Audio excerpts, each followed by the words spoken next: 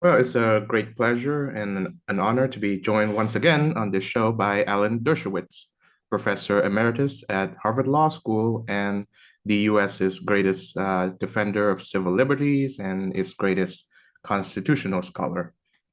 Hello, Alan. Well, thank you so much for the nice words. I appreciate it. Yeah, well, you deserve it after. So, so you've written your 50th book, The Price of Principle, Why Integrity is Worth the Consequences. George Will said of Senator Daniel Patrick Moynihan, he has written more books than any American senator has ever read, and Senator Moynihan only wrote 19. You wrote 50. So how did you get to this number 50 books? Well, one of the reasons is because I have been canceled by universities and by other venues for speaking as the result of defending President Trump's constitutional rights in front of the Senate. I no longer have an opportunity to speak at the Chilmark Library, the Martha's Vineyard Hebrew Center, Temple Emmanuel, the 92nd Street Y. I used to get 100 invitations a year to speak at universities. I've got none. So the only way to fight cancel culture is to write books.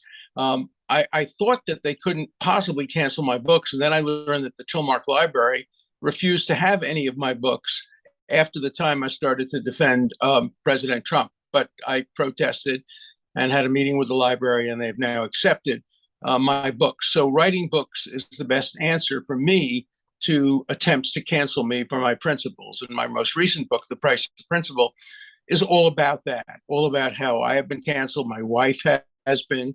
People have walked out of a gym when she was there because she was my wife, even though she opposed my defending President Trump.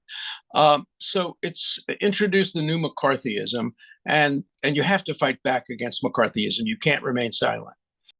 So, on the topic of President Trump, you recently called the FBI raid on his private residence unconstitutional.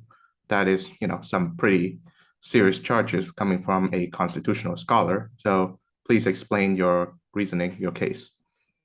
Well, generally, the Justice Department's policy is to go by subpoena and not by search warrant whenever possible, because subpoenas allow the judge to analyze the issue document by document. And in fact, the subpoena was issued and there was negotiation going on.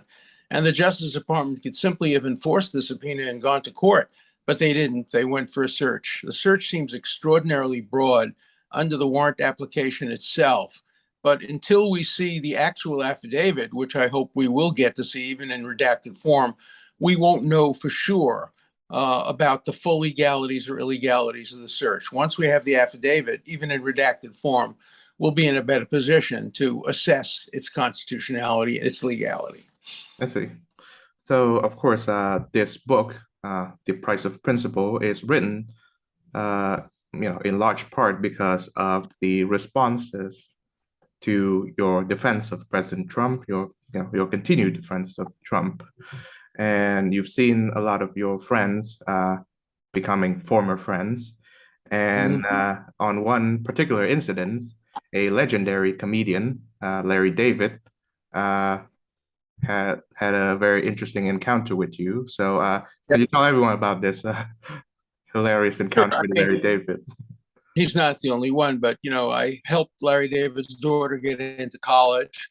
I lent him my gym to work out in. He came to our house for dinner many times, and then he saw me on the porch and he started screaming at me that I'm disgusting because I had patted Mike Pompeo on the back. Mike Pompeo was my former student, and I was congratulating him for the great work he had done on the Abraham Accords, helping to bring about peace in the Middle East. But that was too much for Larry David. He's not the only one. Caroline Kennedy, the daughter of President Kennedy. Mm, Remember, President Kennedy wrote the book Profiles in Courage. yeah, She told me that if she knew I was invited to a dinner party, she would walk out. She would not accept the invitation. This is the woman who's the ambassador to Australia. She's supposed to be able to get into the same room with the leaders of China or even North Korea, possibly, and other countries. And yet she won't be in the same room as me because as an American, I defended the right of President Trump under the Constitution. It's pure a new form of McCarthyism. You blame the lawyer for their client. I'm not a Trump supporter. I voted against him twice. If he runs again, I'll vote against him a third time. But I believe in the Constitution, and I put the Constitution before politics. But in America today, you can't put anything before Trump. Getting Trump is the ultimate goal of the left, and they'll trash the Constitution, trash the rule of law, trash basic civility and friendships in order to get at Trump. Yes, of course it reminds me of that iconic scene in Robert Bolt's play, Men for Seasons, and as well as the film. Um, Yeah. of course, even I don't like Trump either, but I do have to admit that there were a few good men who worked in his cabinet, and Secretary Pompeo was one of them, in large part because of his work in securing the Abraham Accords. So, continue on to talk about your book. One principle you've emphasized is this one called the shoe on the other foot test. And what is it, and how are both the left and the right of US politics failing to live up to it? Well, today everybody is saying free speech for me, but not for thee, due process for me, but not for thee. And the shoe on the other foot test says, no, you can't do that. You have to have the same principles, regardless of whether it hurts or helps Democrats or helps or hurts Republicans. The shoe must fit comfortably on the left shoe, the right foot. It shouldn't depend on whose party or whose individual is being affected. Principles require that they be applied absolutely equally. Mhm.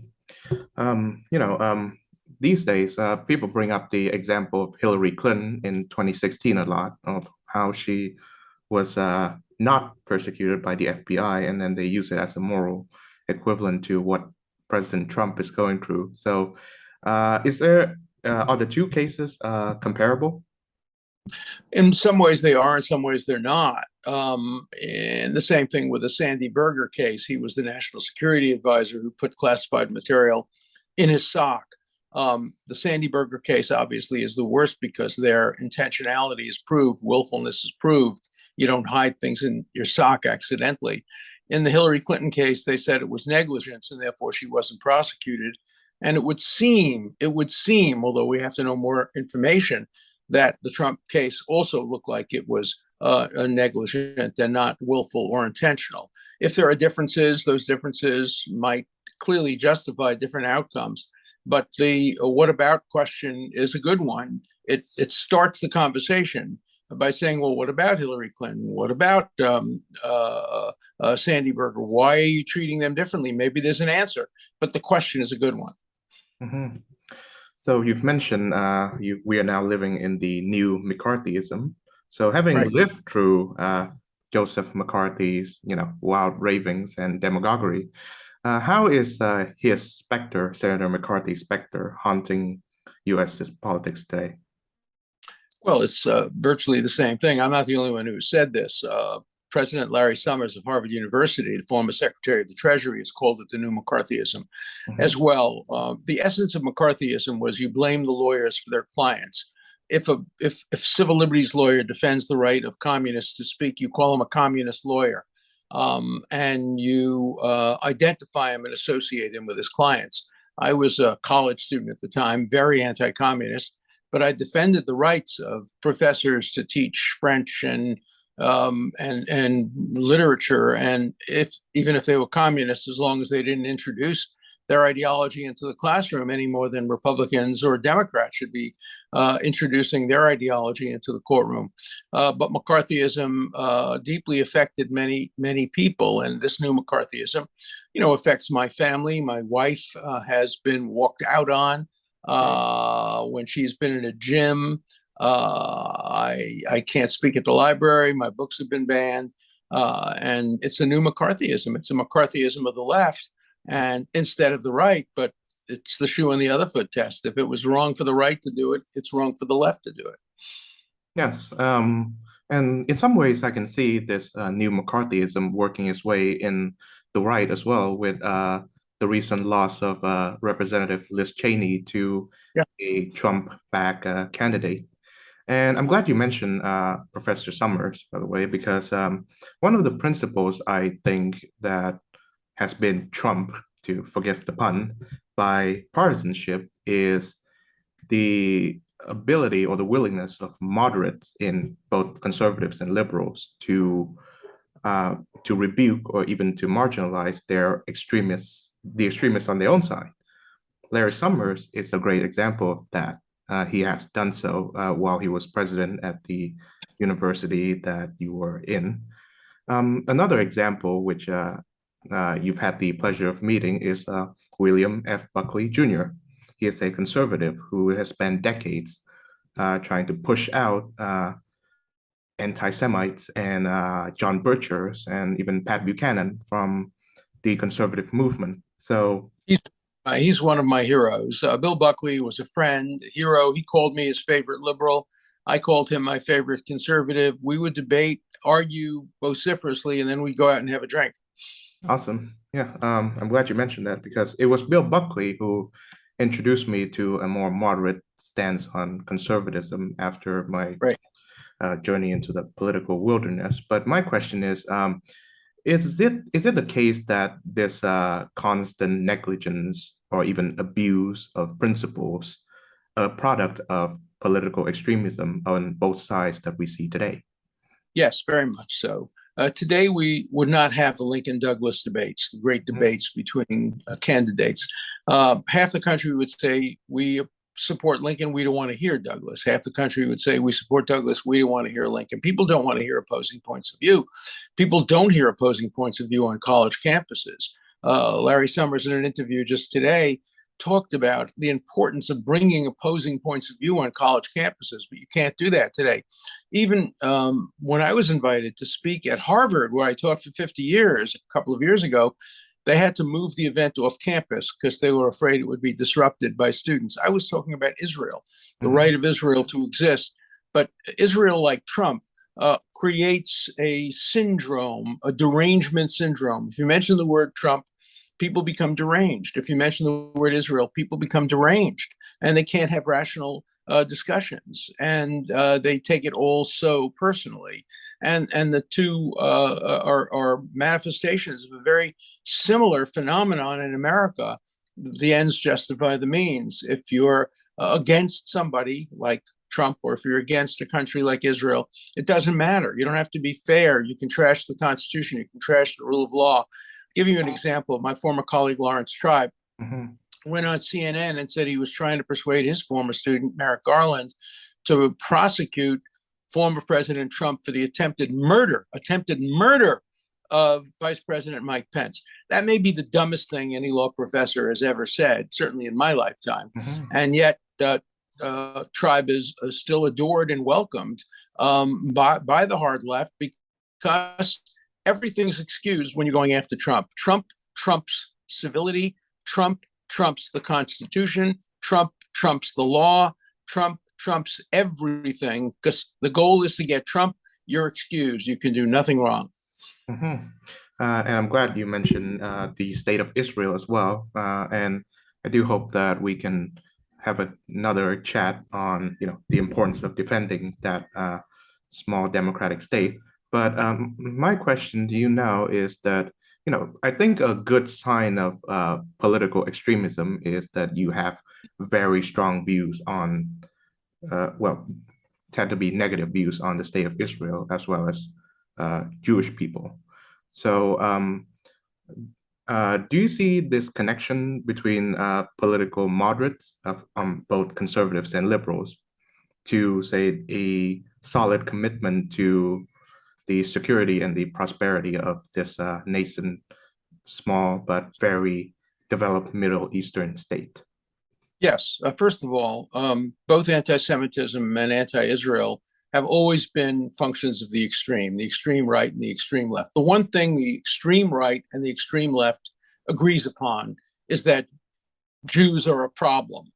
Mhm. The right thinks they're a problem from one direction, the left thinks they're privileged. Both the extreme right and the extreme left share a disdain for the democratic nation of Israel. And some of the same people who have canceled me over Trump were also canceling me over Israel, trying to cancel me over Israel. It didn't work because it wasn't widespread enough. But the Trump thing has worked. And many of the same people who have led the campaign against me on the Trump matter are people who themselves have a long history of being anti-Israel. Mhm. So how can moderates stand up and perhaps take back control uh, wrestle back control from the extremists? Well, that's the last chapter of my book is all about that. What can we do? How can we get the pendulum to swing more in the center and less on the extremes? It's not easy. One thing is to fight back, not to accept the double standard, not to accept McCarthyism. Somebody said to me the other day, a friend of mine, former friend of mine on the vineyard, saying, "You were the king of Martha's Vineyard. Everybody loved you, everybody respected you. If you had just kept your mouth shut, you would still be the king." And I say, that's not who I am. I can't keep my mouth shut when it comes to injustice, when it comes to McCarthyism, when it comes to violation of due process. I'm going to speak out whatever the consequences are. And that's why I wrote my book. Now, the consequences to me have been very serious, but I can take it. I have a thick skin. I've been doing this for years. But there's no reason why the consequences for my wife and my children should be so great. They don't even agree with many of my positions. We have a family in which disagreement is welcome. We love having kitchen table and dining room table discussions, and we end up hugging each other, but we have different points of view. But they didn't agree with me. They didn't want me to defend President Trump, and yet they've been victimized because of the cancellation of me. And one of the reasons that President Trump is having difficulty organizing a great team of lawyers. He has some very good lawyers, but a first-rate team of lawyers to defend him is that people are saying, we don't want to be Dershowitz. We don't want to have happen to us what happened to Dershowitz. We don't want to lose our friends. We don't want to lose our family. We don't want to lose our opportunity to have speaking engagements, to have clients. We're not people of great courage. We don't want to sacrifice. And so a lot of the lawyers who would normally say yes, because the issues are really fascinating issues and important issues, are now saying no. So, sticking on the topic of political extremism a bit, everybody knows that if you're on one side, it is perfectly inaccessible to access the extremes of the other. But increasingly, I find that, well, as a conservative, I I find it impossible to talk to the extremist wing of my own side, the right. That's right. And I have the same thing. I yeah, have the same attitude toward the left. My mhm, greatest enemies are the extremists on the hard left. mhm, yes, and that is why, Buckley himself banished the extremes from his conservative Right. side, and Right. Summers did on his left-wing side. Right. Um, Of course, the your name has become controversial, not just recently, but for decades because of your commitment to defending, my note says, scoundrels, rogues, and SOBs. That's Um, right. the 1990 film, Reversal of Fortune, which Ron Silver played you excellently. There's this one small scene when they asked him if Adolf Hitler called you and to ask you to defend him, and Ron Silver's character would say yes. I don't know how you would answer, but I'll tell you how I would answer. If it was during the war, I would say yes, seek a meeting with him, and then try to kill him with my bare hands. That murdering Hitler would be a justified act. mhm, Um, I don't represent people who are ongoing criminals. If, on the other hand, he was caught years after the war and couldn't get a lawyer, um, the options would be to let him go free if he couldn't get a lawyer, or to defend him. So obviously, I would defend him. I would lose, but nonetheless, I've defended communists and Nazis. But there are some people who the world would be better off if they were dead. Hitler obviously was one of them. Stalin was another, and unfortunately, there are too many of them. So I do believe that there are extreme cases that you can take such action. I don't believe we're living in an age now where there are any such extreme cases, because in the United States, we still have a system of checks and balances. A president doesn't get to do what he or she wants. You have to get legislative approval. You have to get judicial approval. And so I don't think we're close to a situation like Hitler or Stalin. Hmm. So on the topic of defending very bad people, Yeah. you mentioned an example of doing so is John Adams. So how does John Adams set up an example, a principle that you adhere to, and perhaps any good lawyer should? John Adams is a great hero. Before he became president, when he was a young lawyer in, I think, Braintree, Massachusetts, near Boston, he defended the soldiers, the British soldiers, who were accused of the worst massacre in the colonial period, the killing of Crispus Attucks and others. That got to be called the Boston Massacre, and he defended them mostly successfully, and he became a pariah for a while. Then it was better. Look, Adams turned very bad too. He was the one who passed the Alien and Sedition Act, which stifled free speech in America. The second, probably the worst statute ever passed in terms of civil liberties and free speech. The second worst statute is the Espionage Act of 1917, which the left always hated and the left always opposed and argued was unconstitutional. Now, many on the left are embracing it and saying, wow, what a wonderful statute. It can be used to get Trump. It shows the hypocrisy. It shows the failure of the shoe on the other foot test. Mhm. And of course, whatever, your anyone's objections of your choice of clients are, and I certainly have a few of them, at least you do not choose them based on partisanship. You've defended Harry Reams, who was the star of the Deep Throat movie, and Right. I didn't the see the left movie, but I defended his right to make it. Yeah. and the left like you for it. And of course, you defended that notorious WikiLeaks founder, Julian Assange, much to the chagrin of, right wingers like myself. So, again, speak about how you would.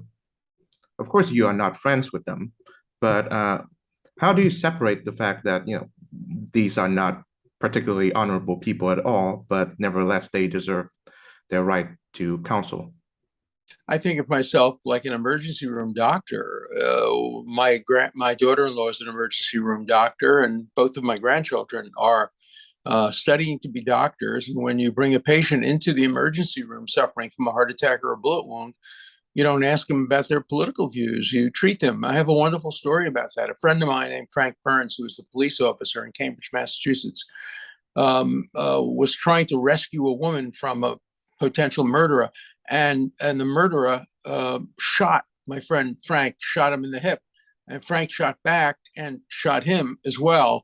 And the two of them were rushed to the emergency ward of the Mount Auburn Hospital, and they treated the criminal first because his wound was more serious instead of the hero policeman.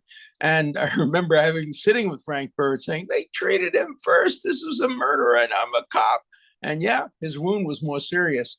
Doctors don't make judgments about the quality of the character of the people they're treating. And I don't either. It was H.L. Mencken who said, the reason that civil libertarians have to spend so much time defending SOBs is that first they come after them, they establish the precedent there, and then they apply it to the rest of us.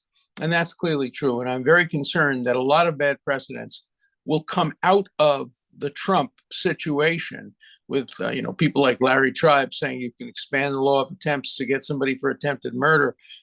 People are prepared to justify searches that are very broad, application of the Espionage Act of 1917. Those will come back to haunt the left, as will the impeachments that were directed against President Trump. So I'm looking to the future, although I'm going to be 84 years old next week.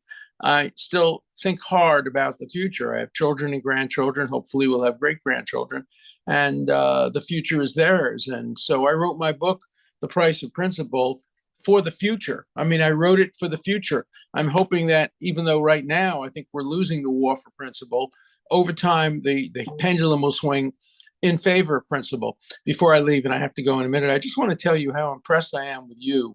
You are an incredibly brilliant young man. You seem to know everything. You seem to be extraordinarily well educated. Yeah, you're conservative, I'm liberal, but I really, really enjoy being on your podcast because you're so informed and so fair. So thank you for having me. Yeah. Well, I did my homework. So again, I very much appreciate your time and your insight, and I'm gonna let you go for now. And I hope that we'll meet again someday. But That shalom was nice. and take Thank care, you. Alex. You too. Thank you. You too. Bye.